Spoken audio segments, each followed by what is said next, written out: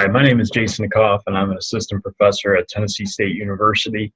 I'm going to be talking today about Twitter and some of the basics about Twitter, and then also some examples of ways to improve the impact of your Twitter use, to effectively use Twitter for your programming, and things like that. So to start off with,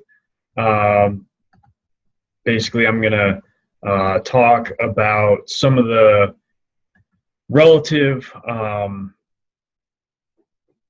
nuts and bolts related to Twitter, how it works, all that good stuff, and then I'm going to get into some of the more detailed things to enhance your program value in using Twitter.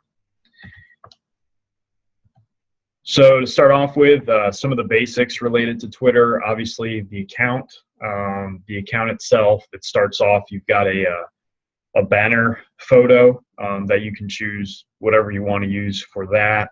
You've also got a profile photo, and the profile photo is something that's going to be the face of your account. It's going to show up on any of the tweets that you use, as you can see from the examples that are here. And then we go on and we've got the actual account name, or the handle. In this case, for me, it's at TSU Bioenergy. This is something that you can create and then you can change later on if you need to. And then there's sort of a personal identifier for the account. So this could be your name. In my case, I used Ag Extension. Unfortunately, my name doesn't draw that many followers, but I thought Ag Extension would relate to the things that I'm doing, and more people might be able to find my account that way. Then below that, you've got your bio, and the bio is pretty brief. It's going to be about 160 characters long. And so, in my case, I just gave my name, my occupation, my area of interest, basically. And that was about it. Below that, you've got your location. You can set that to whatever you want to. It doesn't necessarily change depending upon where you're located. I think you can turn it on to do that, but I don't have it set that way. I just have it set for the location where I work.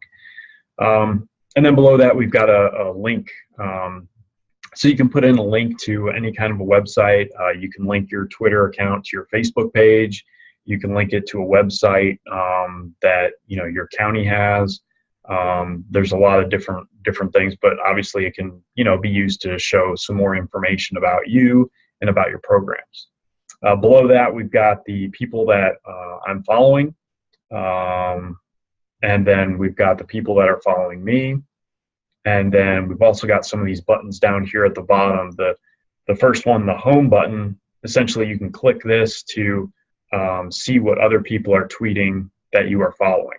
Okay, so it's your feed essentially, and this is, so if I clicked on the button, I'd see what 146 other people are talking about or tweeting about. The next one is the notification section. So you can click on that and it'll open up. It'll show you the people that have liked something that you tweeted, or have retweeted something that you had sent out. And it can also, if somebody sends you a reply or a mention, if they mention your account name, which you remember in this case is at TSU Bioenergy, if they mention it in a tweet, it'll show up here in this notification section. Moments, I don't really use this very much. This is essentially just for what's trending on Twitter right now. The next one are messages. These are direct messages. So it's kind of similar to like a text message, where what you're tweeting out here can be seen by everybody. These direct messages are private, and the only requirement is that you have to be following the person and the person has to be following you in order to be able to send them a direct message. And then the last one is this me button. So this just gets you back to your profile here. If you're looking at the Twitter feed using this button, to get back to your profile, you just hit the me button and you'll be back here. So the next thing is the hashtag. So the hashtag is a way to follow along in a discussion group on a certain topic, or you can link what you're saying with a certain topic. And you can, so the example here on the bottom left, I've got this hashtag Breaking Bad, so obviously that's a popular show. You know, hashtagging that, you might get some people that see this because they're looking at things related to Breaking Bad. And so then what you want to do is you want to continue, and you can use the other types of hashtags like Advancing Tennessee. That used to be a hashtag that was used a lot. But more recently, they've been using some other hashtags like hashtag Tennessee Magic Moments. And that's using the hashtag TN Magic Moments, all one word. And basically, that's just specifically for kind of agricultural related information.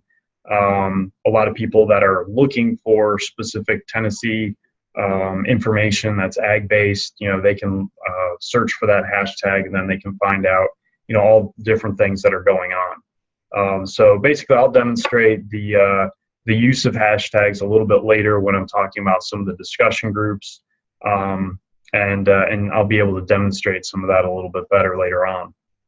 So the next thing is the tweet. How the essential tweet works. It's only going to be 140 characters long, so you have to be concise when you're doing that.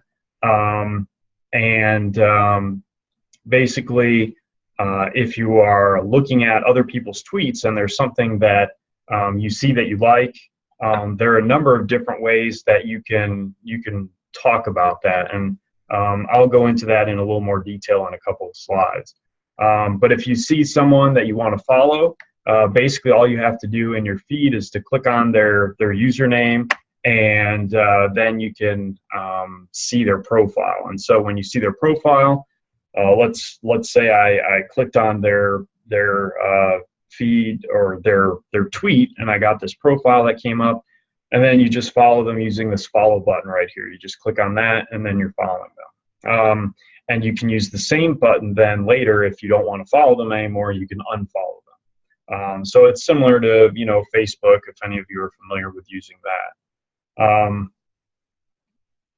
I think that basically covers most of the, you know, essentials when it comes to using Twitter.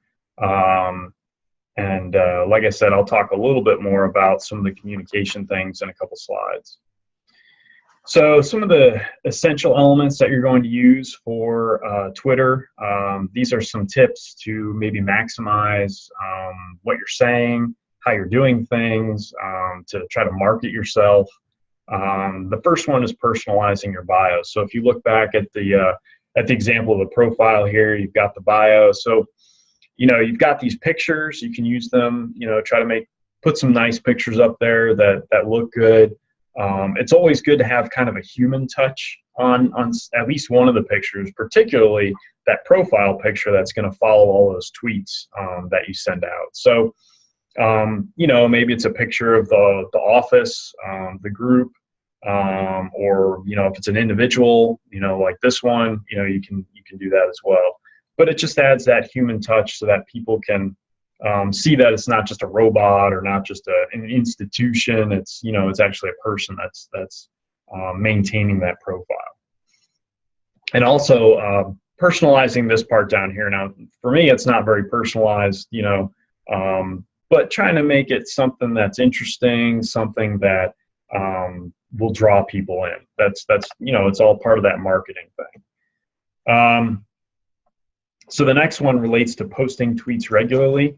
Now for this one, you know, you want to try to tweet often because that's going to keep things fresh, and it's going to draw more people in. Obviously, the more you tweet, the better the chance that somebody's going to see your tweet and then, you know, maybe interact with you or follow you or something. But, you know, you don't want to tweet too often because you just don't want to be bombarding, you know, followers with all this information, because they'll probably stop following you. So I think a good rule of thumb is maybe trying to do something once a day, you know, during the work week. And that's probably pretty sufficient. One other thing, if you retweet information, So in that case, by retweeting, I mean you take a tweet that somebody else already posted, and it's something that you like, something that's relevant maybe to your program, and you click on the retweet button, and then it'll show up in your feed. And so all your followers will be able to see it. And so, if you do this a lot, and your profile, your information is basically somebody else's information that you're retweeting, people probably will not want to follow you anymore because of that either. So try to keep it fresh, but just try to maintain, kind of a balance as far as, a little bit, but not too much. Okay, so we're going to talk a little bit about images and links and their importance. But before we do that, I want to go and talk a little bit about how you do this retweeting or liking of different people's tweets. So I've got an example of a tweet here. And so if you look down here, this heart button, this is essentially the like button. So if I like this tweet, I would click on that, it would turn red, and then the person that tweeted that would be notified in that little notification section on their profile. And then the one next to that heart, this is the retweet button. And so, like I said before, the person will be notified that you've retweeted their information, and then also the tweet will show up in your information so your followers can see it. And then the last one here, this arrow, essentially you can respond to something that somebody tweeted. So, if I have a question about fruit trees, I could click on this and say, hey, do you have anything about apple trees or something like that? And once again, that person will be notified that, you reached out to them or you responded to them in that notification section on that profile page. Okay, so when we talk about images, they're pretty important. We're pretty visual people, and I know when I'm following like 140 some odd people, so when I look at my feed, there's a whole lot of information there. And so as I'm scrolling through, those images really pop out a lot more than the text does. So whenever I tweet something, I always try to include an image, and I think that just goes a long way with the marketing and all that. Also with that, the images are important. It's also good to have good quality images. And so you can do that in a number of different ways. Different types of programs are out there. Photo editing software is out there. It's free. It's user-friendly. The one that I use is called Snapseed. It's a Google program that I use on my iPhone. And basically, I can make a photo look better in just a few seconds. And you don't have to know a whole lot about it. It's very, very user friendly, like I said. Another thing with Twitter, if you look at the picture that I have here, you can see it's in a landscape orientation, and so Twitter automatically does that with any of the tweets that you're going to see in your feed. All of the images are going to be in this landscape orientation, and they're also going to be cropped at this 16:9 ratio. And so one thing I suggest, when you're, making your pictures look better in that software, whatever photo editing software you have, you can also crop it. So you can crop it so that it's at this ratio so that when you tweet it, it's going to look just the way that it should. If it's a portrait orientation, or if it doesn't follow that ratio, what's going to happen is Twitter's just going to automatically crop it. And so, it might crop out something like, for instance, if I didn't crop it correctly, Twitter might have removed some of these, this text that's on the picture. So it's important to try to do that as well while you're doing the increasing the photo quality. Now, somebody could, if the picture's cropped on the feed, they can click on the picture and then it'll open up the whole picture so that they can see it. Now that includes an extra step. So if somebody wants to, do that, then they can, but just for the sake of, making it as easy as possible for your audience to get that information, they're more likely to look at it and see it. And then this way they don't have to click on it either. That can go a long way. And then another thing, the links are going to be important because this is a way that you can maximize your message. So obviously you're limited to 140 characters. And one thing you can do is, like for instance, in the case that I have here, we had a tree pruning video. So I said, hey, check out this video. And then I've got the link down below it. So they can click on that and then they can watch the video. So that gives them, a lot more information. It gives them a whole 10-minute video that shows how to prune the fruit trees. And so that's something that's really useful in trying to direct people, to more information. So you can direct them to a website, you can direct them to a YouTube, you can direct them to, a PDF of the document. You can do all sorts of things. So with this picture, I got this picture right off the video. So what I did, I played the video on my phone, I paused it at a good spot, I took the picture on my phone, and then I did the cropping and image adjustment, and then I uploaded it to Twitter. And, it really takes only a couple minutes. It doesn't take that long. Once you get used to it, it's something that's very easy to do. And sometimes, if I try to tweet things that I'm doing that day, but if there's not anything interesting, if I'm busy, doing paperwork or something like that, I'm not going to take a picture of that and put it up there. So I'll try to think of things that I can tweet out a link about. So there, my website, I've got, fact sheets on there, videos, different pictures and things like that. So if there's something that's relevant that I think is good, instead of necessarily posting something that I'm doing that day, I might try to build a tweet around, some type of a link to my website or video or whatever. So obviously if you draw people to a YouTube video, on YouTube, it'll show, the number of views that you have. So you can increase, the number of views. That's an actual statistic that you can use, when you're reporting or doing anything like that. So there's a lot of ways that, you can kind of integrate some of this stuff to really help you out. Okay, another thing that's important is engaging in two-way communication. And this is something that I'm not very good at, but it's something that's important, especially from an extension standpoint, because we want to be able to, speak to, our stakeholders. We don't want to just keep talking about ourselves. We don't want to keep talking about, what we're doing and all the wonderful things. We want to actually be able to, have some kind of a discussion with other folks that are out there. So while it's good to promote your program and to get that information out there, it's also good to engage in this two-way communication. So there's a guy, David Steen. He works out of Auburn University, and he's a really good example of engaging in this two-way communication. He specializes in wildlife ecology, so he works with reptiles, snakes, that kind of thing. And so a lot of times he seeks out, people that are asking questions about snakes.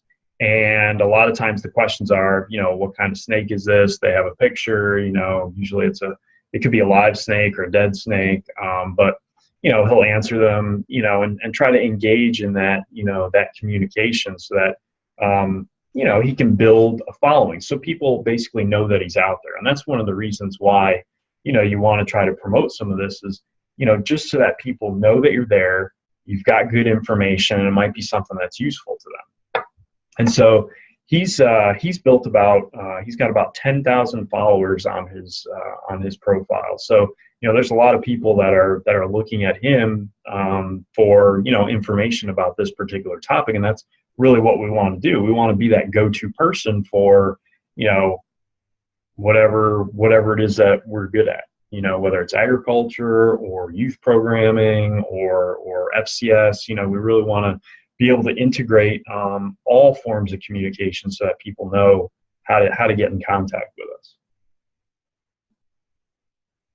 And now, so you don't necessarily have to go, as far as he does with, finding people asking questions, and because obviously that takes a lot of time. But something as simple as engaging with the people that are following you, that can help you to retain followers. It can help to encourage kind of a community, a social media type of community. It can be something as simple as thanking people for following you, or if somebody retweets something, you can thank them for that. Just that kind of engagement.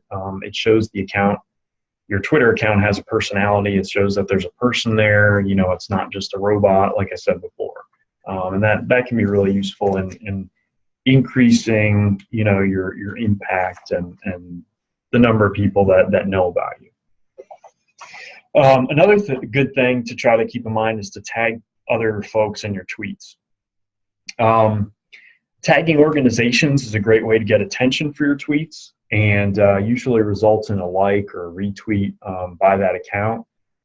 So if you tag an organization that's relatively large and has a lot of followers, if they retweet something you put out, then you're going to have a lot more eyes on your tweet.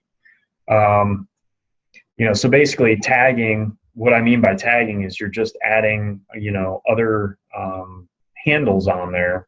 And so that will show up in their feed. So basically it's like addressing a letter. So they'll be notified that, you tweeted and included their information, and, they'll be able to see that. And if they like it, they'll like it. If they retweet it, they might, do something like that. So the tweet on the left is a good example. You really want to try to make sure that anybody you're tagging obviously is relevant to what you're tweeting about. So in this case, I did this demonstration at Overton High School. So I tagged Metro Schools, which obviously has a pretty decent sized number of followers, as well as the FFA group at Overton High School. In the other example, same sort of thing. I had a youth program that I made a video of this demonstration for youth. So I tagged, these different youth organizations. And this tweet is a good example of integrating, some of the things we talked about. I've got an image, I've got a link, and I also have these tags. So it's kind of like a triple threat, to really maximize, that tweet to get as much impact as possible. Another thing that's important is trying to promote your Twitter account. You can do this in a number of different ways. One of the easiest ways is to include information in your email signature. So a lot of times we'll have our phone number and our address, but we can also include the Twitter website or the Twitter handle. That's what I've got in my email signature. You can also put it on a business card. If your business card is already printed, you can use address labels, and you can print out these address labels that have, your Twitter account information, the website name, the Facebook page. You can put that all, and then you can stick it on the back of your business card so that people at least, have some awareness of, the different ways that they can get in touch with you. Another good example is in presentations. So we do a lot of presentations. A lot of times, either the first slide or the last slide is going to have our contact information. So in addition to, the normal ways to contact us, you can also use your social media, Twitter account. Another example that I've shown here, this is a bumper sticker that we made for our biodiesel program. I've got, the Twitter symbol and then also the account for my Twitter page. And, this is something that's a lot easier than, writing out a whole website or something. It looks better, and it's a lot smaller. It takes up less space, but it's still there. And one last example is with these QR codes. So there's a lot of applications out there online that, you can easily create a QR code for free. And essentially anybody with a smartphone with the QR scanner on it can scan that just like a barcode, and then it'll take them to a website.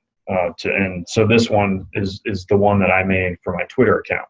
So anybody can scan that, go right to my Twitter page and see what I'm doing.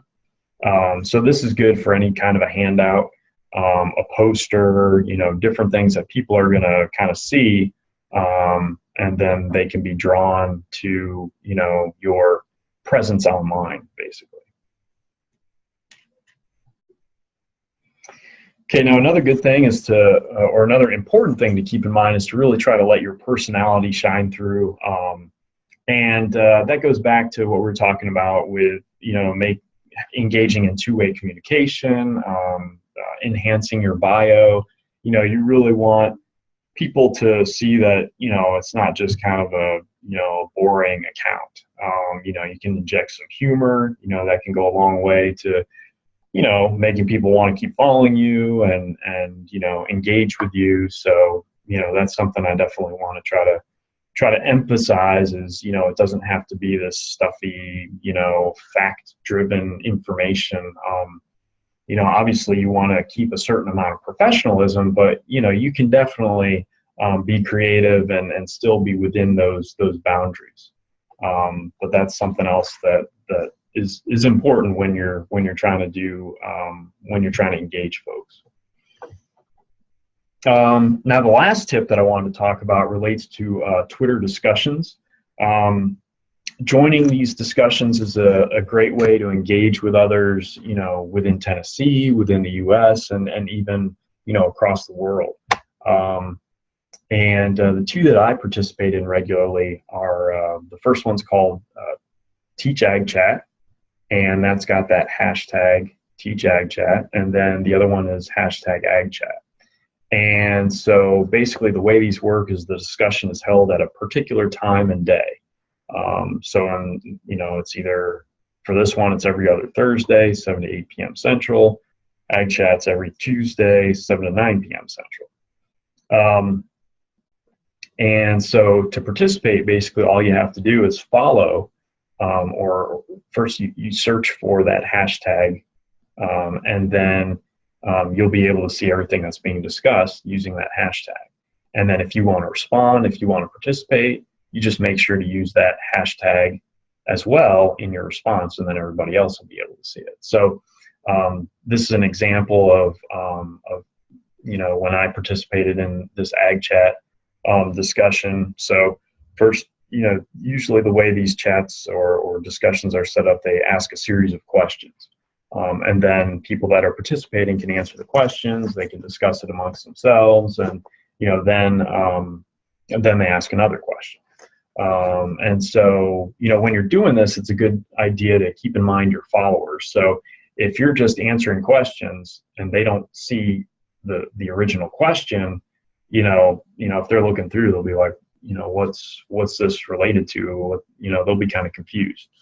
So what I always do is when I'm doing these Twitter discussions, I like to retweet the question so that followers can see it, and then answer it right after, so that it's a logical progression. Oh, here's the question, here's the answer, okay, and then they can see that, and they can engage with you as well, even if it's not at the same time as the discussion's going on. Later on, they can talk to you about it. But these Ag Chats are really nice. They're specifically with the Ag Chat, you can talk to people from everywhere. I mean, usually there's farmers, ranchers, students, faculty, all walks of life throughout the U.S. that are participating. We've also, there have also been people from Canada, Australia. So you get a good variety of people, and it helps you really kind of, keep tabs on what's going on, see what's influencing farmers. They're all ag-related topics, so it's going to be, animal science, crop science, soil conservation. I mean, there's a whole host of topics. So there's, like I said, there's a different topic every week, and you can participate. And a lot of times, I'll increase the number of followers just based on the things I'm saying and the things that I'm talking about. I usually get additional followers just from participating. So there's a number of different reasons why participating in some of these discussions are good. I mean, they're interesting, and you really get to engage with other folks. So I think there's some benefit all around with that. Okay, so I want to leave you with how all this is going to help you do your job and increase your awareness. There's a number of different factors. One example, we all do reporting in Super. We look at direct contacts, indirect contacts, and so if you provide information to somebody, or if you provide information, if you tweet information out and somebody likes it or somebody retweets it, that's essentially saying that there was an impact. And I think that's something that you can report as a direct contact, because it's really no different from somebody emailing you a question and you're responding with the answer or with some information. You know, it's kind of this two-way sort of conversation. Also, you know, it's a good way to, you know, that last point with reaching a wider audience. You know, there are certain folks that like to have face-to-face meetings. There's certain folks that prefer to contact you via email or phone, and then there's others that, you know, prefer social media. And there's a lot more people that are getting on social media that are using it. There was a survey by the Farm Journal just recently, and they surveyed over 1,000 farmers, and they found that 67% of those farmers had a smartphone, and another 18% said they planned on buying a smartphone in the next 12 months. So we've already got a majority of farmers that are using these smartphones. And this is compared to a similar study that they did in 2009. So that was only, you know, 7 years ago. At that point in time, only 14% of farmers own smartphones. So you can see there's just been this huge increase. And so what are farmers using these smartphones for? Well, there's a lot of different things they're using them for, but one of them is definitely social media. I've seen farmers talking back and forth on different social media venues, and, you know, they're asking questions. You know, one farmer in Texas might be talking to somebody in Missouri, asking a question about, you know, what they do for their crop management practices, and, you know, somebody posts a video, and, you know, so there's definitely this feedback, and, you know, we as extension professionals really need to be a part of that discussion so that we can, you know, help to provide, you know, the research-based information and all the great stuff that we put out. But there's definitely folks out there that are using it. And so this is an example. These are just some different profiles that I found. These are all Tennessee farmers that are using Twitter. And obviously there's going to be a lot more than this, but this is just, you know, kind of an example that, you know, yes, you know, our farmers are using this, and they're using it for ag-related purposes. So now I'm just that's basically the end of the presentation, but I just want to kind of demonstrate some of the things that I talked about using my Twitter account in real time rather than, you know, just on a slide. So I'm going to get out of here, and then I'm going to open up. So this is my Twitter account. And so, you know, like I said, you know, you can tweet very easily. There's a tweet button here. And then you can just tweet whatever it is that you want to tweet. Remember the 140 character limit. So this is the 140 limit, and it'll keep track of that for you. It'll let you know how many characters you're down to. And then also you can include a picture or video using this button. This one will identify your location. This is a GIF file, which is more of a, it's kind of a, I guess, a low-tech video file or something. You could kind of compare it to that. And then this one is a nice new feature where you can actually poll your followers. So you can ask them questions, identify some options, and then they can answer that, and then you can actually collect the data that way. So that's kind of an interesting way to do it. So then, you know, once you've got that information, once you've got whatever you're talking about that you want to say in your tweet, with your, you know, your links and your video or photo and your tags and everything, just click tweet. And then what's going to happen is it's just going to show up on your profile page, and then everybody, all of your followers, are going to be able to see that. Now, the other thing I wanted to talk about related to the ag chat discussions using the hashtags. So let's say, today's Tuesday. Let's say, you know, it's 7 o'clock Central Time, and the ag chat discussion's starting. So, you know, you want to participate. All you need to do is search in the search menu here. You just type in hashtag ag chat, and then what it's going to do is it's going to show you a couple different things. It's going to show you different things related to that ag chat hashtag. So you can look at the top tweets, so the ones that have been, you know, mentioned the most. But the one that you really want to use is this live. So the live button here is going to basically show you everything that's being tweeted with that AgChat hashtag. And, you know, it's going to show you up to the, you know, the most recent one here was 8 minutes ago. During the discussion, you know, you're going to see things pop up pretty regularly because there's going to be a lot of people participating, questions and answers and all that good stuff. And like I said, the only thing you have to remember, if you want to participate, when you tweet, you just want to make sure that you include that AgChat hashtag, you know, in anything you tweet, and then everybody else will be able to see it, and they can respond and all that good stuff. So you can take part in the discussion that way. So that basically wraps it up.